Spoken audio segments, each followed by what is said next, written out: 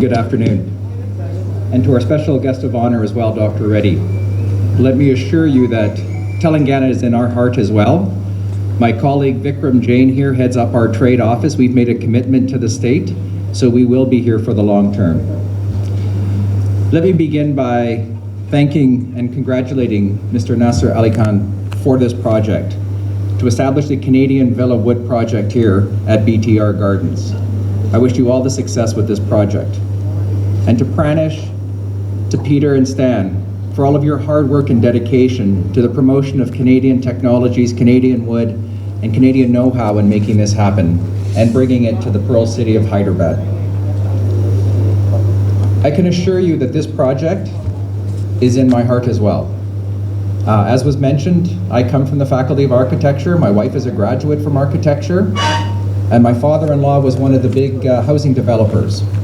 But my role today is to talk about Canada and India. So as many will know, we enjoy a very robust relationship. But we are poised to build an even stronger and deeper relationship following COVID.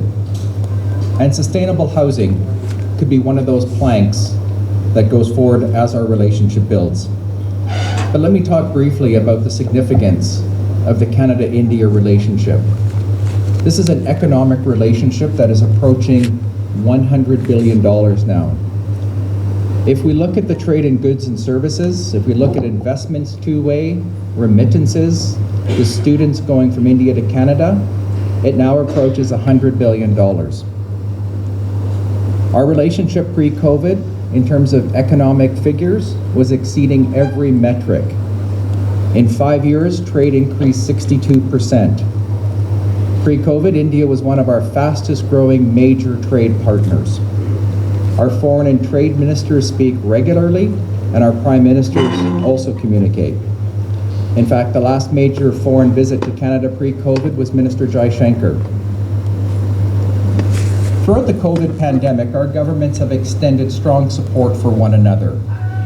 Whether it was the exchange of pharmaceuticals and medical devices when each country needed, to the repatriation of our citizens during the early days of the COVID lockdown.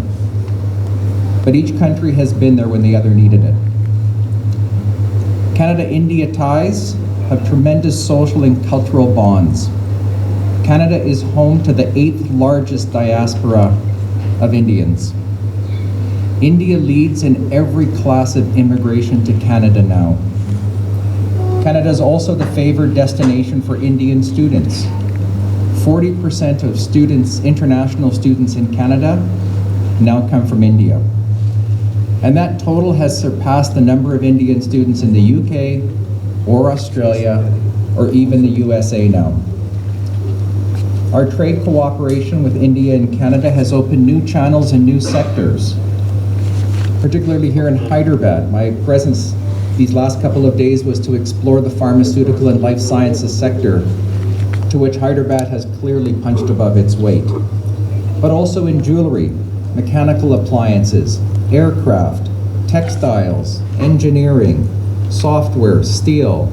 We have a multitude of relationships across various sectors. From Canada, India acquires its wood pulp, electrical machineries, helicopters, fuels, fertilizer, pulses. In fact, SpiceJet is the second largest operator of Canadian aircraft, the Q400. Last week alone, I attended the North India Gem and Jewelry Trade Show in Delhi. It was my first in-person trade show. But did you know nearly $1 billion in Canadian diamonds makes its way into India every year? Our commercial priorities here in India are targeted at India's policy objectives and the sectors where Canada has a competitive advantage.